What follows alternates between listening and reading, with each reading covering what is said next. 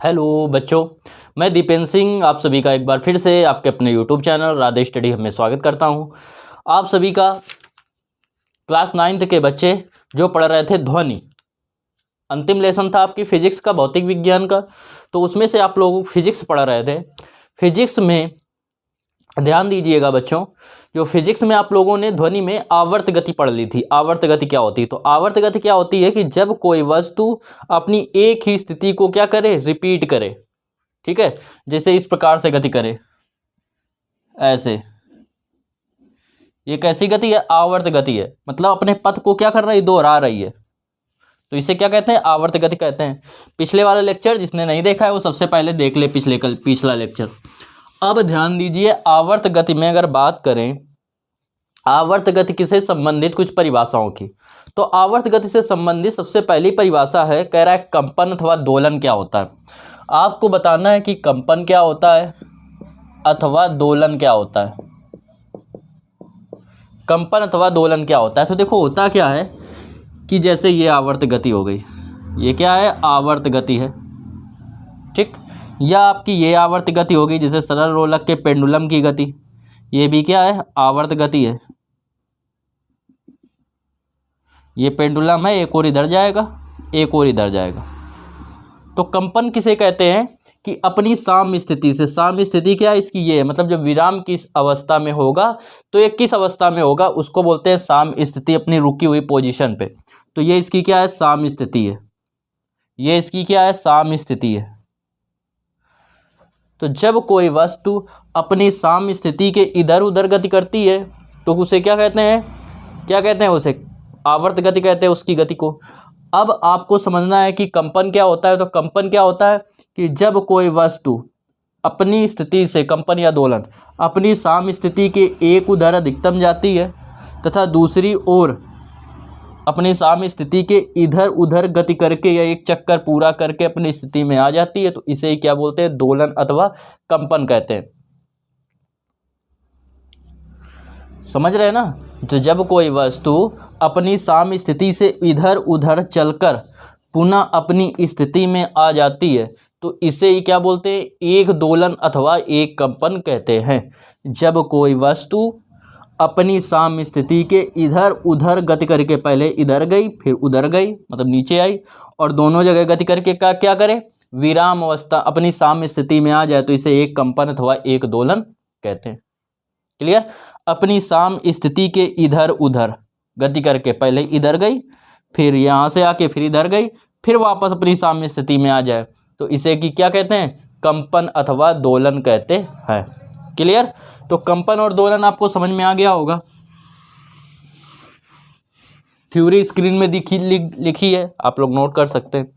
इसके बाद देखो, कह रहा है आवर्तकाल क्या होता है। बात करते हैं किसकी? आवर्तकाल की। इसे डिनोट करते हैं, किससे प्रदर्शित करते हैं? टी से। आवर्तकाल को टी से प्रदर्शित करते हैं, टाइम पीरियड जिसको इंग्लिश में बोलते हैं। तो आवर्तकाल क्या होता है? एक कंपन करने में, ये क्या था? एक कंपन था, पहले इधर गई फिर उधर गई, मतलब इस तरफ आई और अपनी स्थिति पे आ गई, तो इसे क्या बोलते हैं? कंपन अथवा दोलन। तो आवर्त गति करते हुए कण द्वारा एक कंपन करने में लिया गया समय, आवर्त गति करते कण द्वारा एक कंपन करने में लिया गया समय लिखे दे रहे हैं। आवर्त गति करते कण द्वारा एक कंपन अथवा दोलन करने में लगा समय आवर्तकाल कहलाता है। आवर्तकाल कहलाता है। इसे टी से प्रदर्शित करते हैं।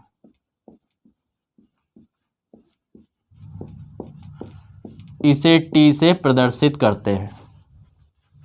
क्लियर? तो इसका मात्रक, इसका एसआई पद्धति में मात्रक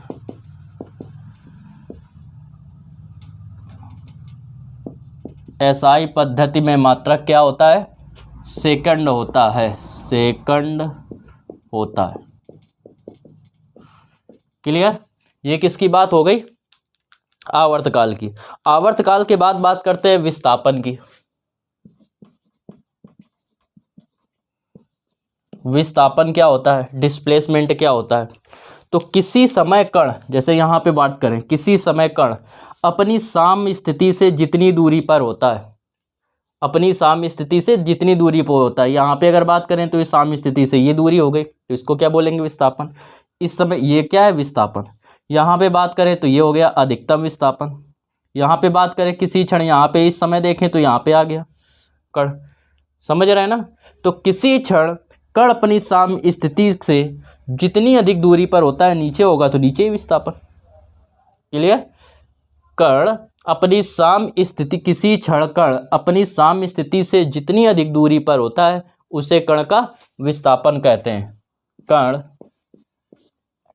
या आवर्त गतिकर्ता कण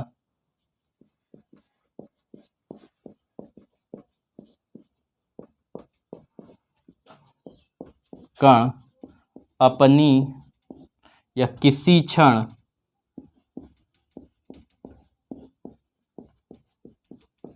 अपनी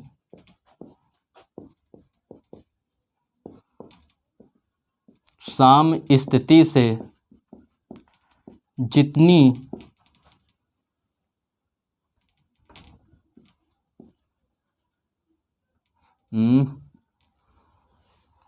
जितनी दूरी पर होता है उसे कण का विस्थापन कहते हैं। क्या कहते हैं? कण का विस्थापन कहते हैं। ये हो गया कण का विस्थापन। अब बात करते हैं कण के आयाम की। यहाँ लिखे दे रहे हैं कण का आयाम, या केवल आयाम डाल लो आप हेडिंग, आयाम। तो कण का अपनी साम्य स्थिति से, कण का अपनी साम्य स्थिति से एक और अधिकतम विस्थापन, कण का अपनी साम्य स्थिति से एक और अधिकतम विस्थापन क्या कहलाता है? कण का आयाम कहलाता है। कण का अपनी साम्य स्थिति से एक और अधिकतम विस्थापन, अधिकतम विस्थापन कण का आयाम कहलाता है। मतलब आयाम और कुछ नहीं है, क्या है? एक और अधिकतम विस्थापन ही है। इसे ए से प्रदर्शित करते हैं।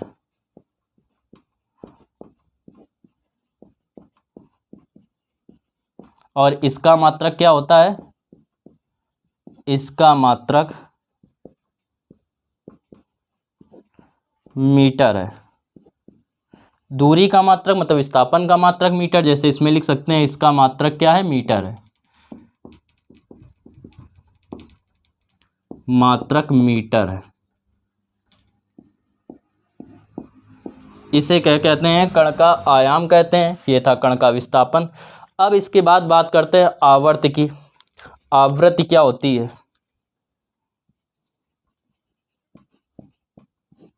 आवृत्ति, इसको इंग्लिश में बोलते हैं फ्रीक्वेंसी।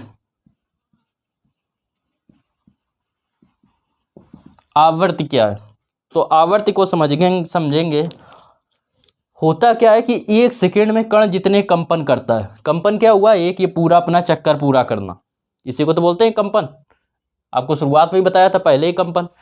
तो कंपन क्या होता है तो आप समझ गए। तो एक सेकेंड में कण जितने कंपन करता है उसे क्या कहते हैं? उसे ही कण की आवृत्ति कहते हैं। तो एक सेकेंड में कण जितने कंपन करता है, जितने लिख रहा है भाई, जितने कंपन करता है उसे ही कण की क्या बोलते हैं? आवृत्ति कहते हैं, आवृत्ति कहते हैं, तथा इसे एन या न्यू, ऐसे बनता है, न्यू इंटर में आपको पढ़ने को मिलेगा वी की तरीके, या एफ से प्रदर्शित करते हैं।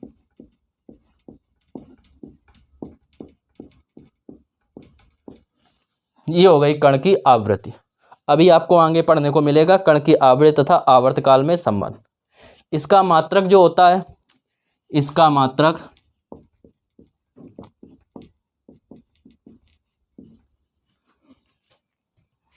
प्रति सेकंड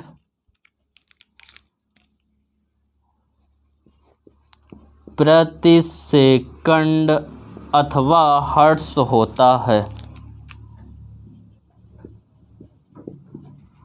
अथवा क्या होता है? हर्ट्ज होता है।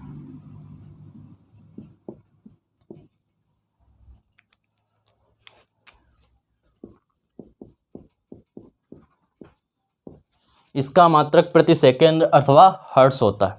यह बात हो गई किसकी? आवृत्ति की। क्लियर? अब देखो समझो क्या, यहां पे हम लिखे दे रहे हैं परिभाषा किसकी? तरंग दैर्घ्य की।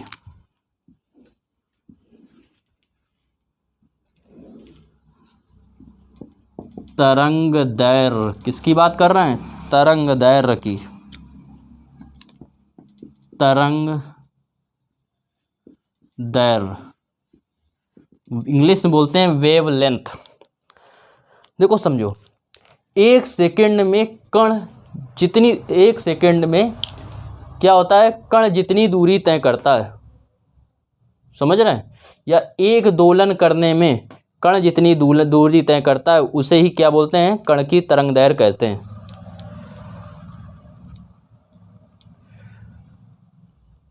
एक आवर्तकाल या एक कंपन करने में कण जितनी अधिकतम दूरी तय करता है उसे क्या बोलते हैं? कण की तरंग दैर्घ्य कहते हैं। किसी माध्यम में कंपन करते हुए किसी कण के एक आवर्तकाल में तरंग संचरण की दिशा में जितनी दूरी तय करता है उसे ही क्या बोलते हैं? कण की तरंग दैर्घ्य कहते हैं। मतलब एक सेकंड में तय की गई दूरी क्या कहलाती है? कण की तरंग दैर्घ्य कहलाती है। तो क्या होता है? कण एक कंपन करने में यहाँ से चालू हुए और यहाँ तक की जो ये दूरी होगी इसी को क्या बोलते हैं? तरंग दैर्घ्य बोलते हैं। क्लियर?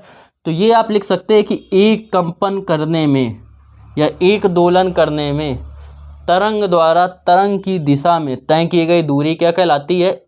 एक तरंग की दूरी क्या कहलाती है? तरंग दैर्घ्य कहलाती है। या आप क्या कह सकते हैं, इतने में लगा समय क्या कहलाता है? आवर्तकाल। आवर्तकाल कहलाता है। तो एक आवर्तकाल में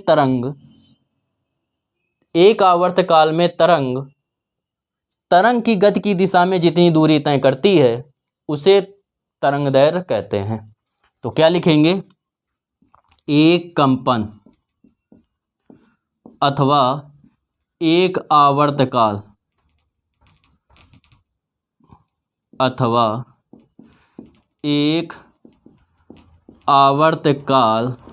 पूरा करने में कण द्वारा तरंग की गति की दिशा में तय की गई दूरी कण की तरंग दैर्घ्य कहलाती है। इसे लैम्ब्डा से प्रदर्शित करते हैं। इसका जो SI मात्रक है, इसका SI मात्रक इसका क्या होता है? इसका SI मात्रक एंगस्ट्रॉम है।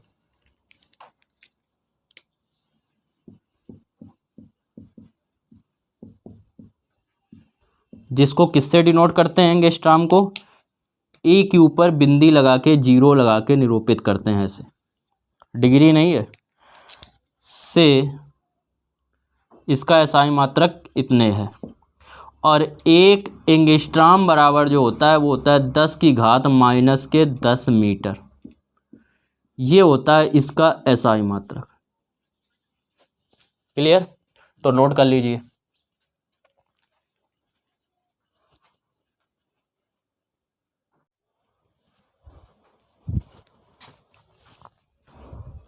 अगली हेडिंग डालेंगे तरंग वेग। तरंग वेग, तरंग वेग क्या है? इसको v से लिखते हैं। तो देखो होता क्या है, आपको वेग बराबर पता है क्या होता है? विस्थापन बटे समय, या वेग बराबर होता है दूरी बटे समय।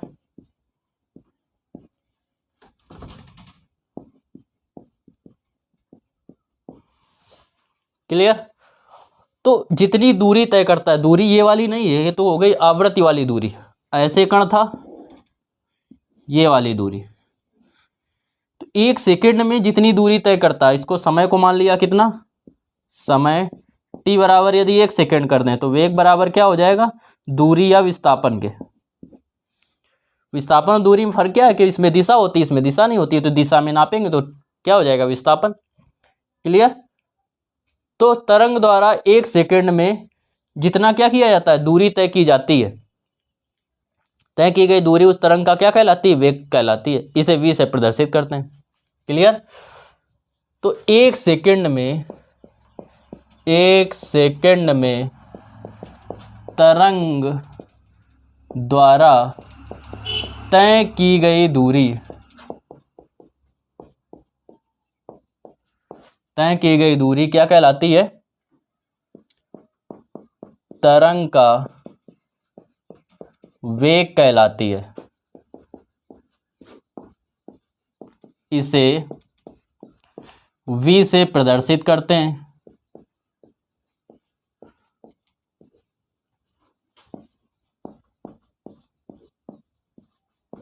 इसे v से प्रदर्शित करते हैं तथा इसका मात्रक क्या होता है? मीटर प्रति सेकंड है। मीटर प्रति सेकंड होता है।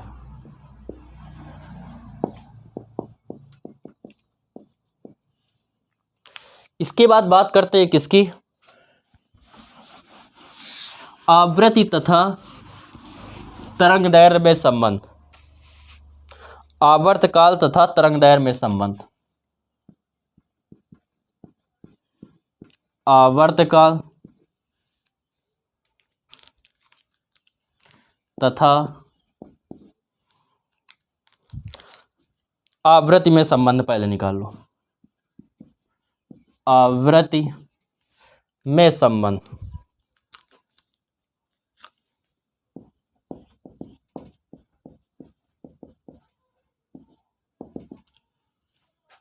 क्लियर?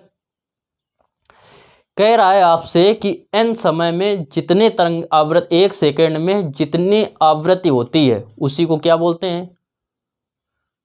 1 सेकंड में जितने कंपन होते हैं, 1 सेकंड में तय किए गए कंपनों की संख्या ही क्या कहलाती है? आवृत्ति कहलाती है। तो 1 सेकंड में तय किए गए कंपन हमने माना कितने? n है। 1 सेकंड में कितने कंपन तय किए गए? n कंपन तय किए गए। इसी को क्या बोलते हैं? आवृत्ति बोलते हैं। तो t सेकंड में तय किए गए कंपनों की संख्या, तो यह n कंपनों में लगा समय, ऐसे निकाल लो और सिंपल हो जाएगा। तो n कंपनों में लगा समय, n कंपनों में लगा समय बराबर 1 सेकंड। क्लियर? तो 1 कंपन में लगा समय,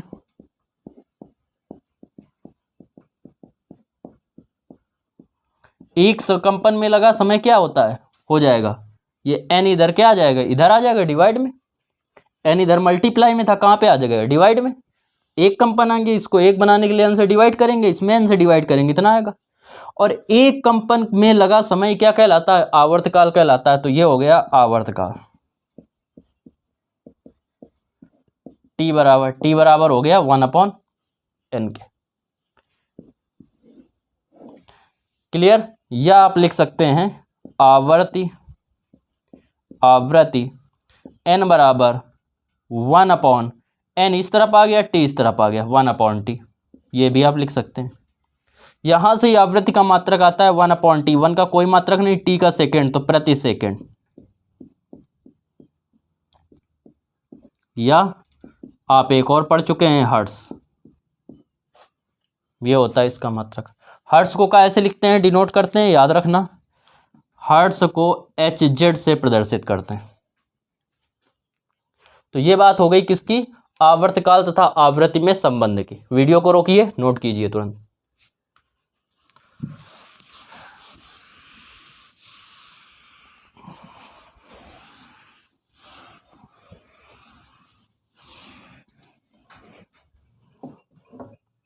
इसके बाद बात करते हैं तरंग दैर्घ्य, आवृत्ति तथा तरंग वेग में संबंध।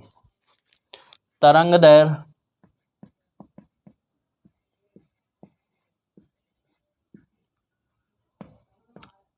कॉमा आवृत्ति तथा तरंग वेग में संबंध।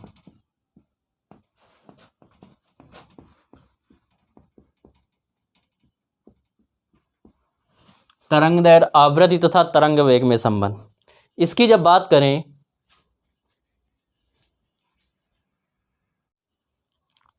देखो इसमें समझो, तरंग दैर्घ्य, आवृत्ति तथा तरंग वेग में संबंध कह रहा है। तो सबसे पहले हमने क्या किया, माना आवृत्ति आवर्त गति करते कण का आवर्तकाल कैपिटल T तथा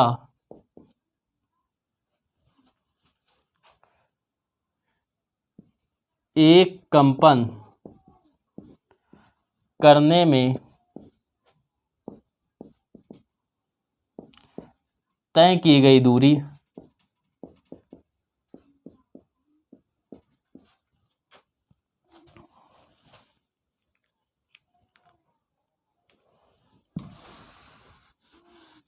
ऐसे लिखो, तथा आवृत्ति स्मॉल n है,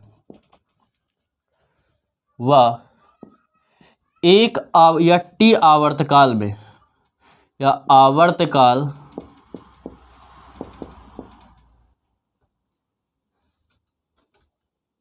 व तरंग का तरंग दैर्घ्य लैम्डा है। क्लियर। तब तरंग दैर्घ्य की परिभाषा से, तरंग दैर्घ्य की परिभाषा से T आवर्तकाल में तय की गई दूरी, एक आवर्तकाल या T आवर्तकाल में तय की गई दूरी क्या कहलाती है, T सेकंड में चली गई दूरी क्या कहलाती है, T सेकंड में चली गई तय की गई दूरी कहते हैं किसको, तरंग दैर्घ्य को। तो ये हो गया लैम्डा। निकालेंगे, एक सेकंड में तय की गई दूरी, एक सेकंड में तय की गई दूरी, तय की गई दूरी, एक सेकंड कह रहा है तो T मल्टीप्लाई में, तो इधर कहाँ पे आ जाएगा, डिवाइड में। क्लियर। और एक सेकंड में तय की गई दूरी बराबर क्या होता है, तरंग वेग। एक सेकंड परंतु एक सेकंड में तय की गई दूरी बराबर होता है तरंग वेग v। तो ये दोनों आपस में बराबर हैं, तो ये दोनों आपस में बराबर होंगे, अर्थात क्या हो जाएगा, v बराबर v equal lambda upon T. ये तो आ गया वेग, तरंग दैर्घ्य और आवर्तकाल में संबंध। मात्रक पता है वेग का क्या होता है, मीटर प्रति सेकंड। इसके बाद देखिए लिखेंगे परंतु आपने क्या पढ़ा है, आवृत्ति n बराबर होता है 1/t के, होता है, अर्थात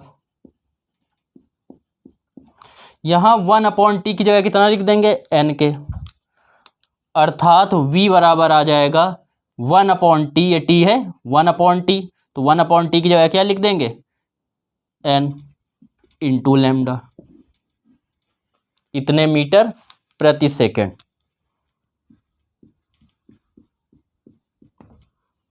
ये होगा इसमें क्या संबंध, अर्थात तरंग वेग बराबर होता है क्या, आवृत्ति इंटू तरंग दैर्घ्य। क्लियर, तो नोट कर लीजिए। कल इससे रिलेटेड आप सभी को न्यूमेरिकल बताए जाएंगे। ये जो दो फार्मूले ड्राइव किए गए, इसके पहले बताया गया था कि इसमें आवृत्ति और तरंग दैर्घ्य में संबंध, आवर्तकाल में संबंध, और इसमें बताया गया तरंग दैर्घ्य, आवृत्ति तथा तरंग वेग में संबंध। तो इनसे रिलेटेड कल आपको न्यूमेरिकल बताए जाएंगे। इस पोर्शन को आप बहुत अच्छे से कंप्लीट कर लेना, इस लेक्चर को। इसके बाद कल मिलते हैं बच्चों, तब तक के लिए आप सभी अपना ध्यान रखें, लगातार पढ़ाई करते रहें। धन्यवाद, राधे राधे।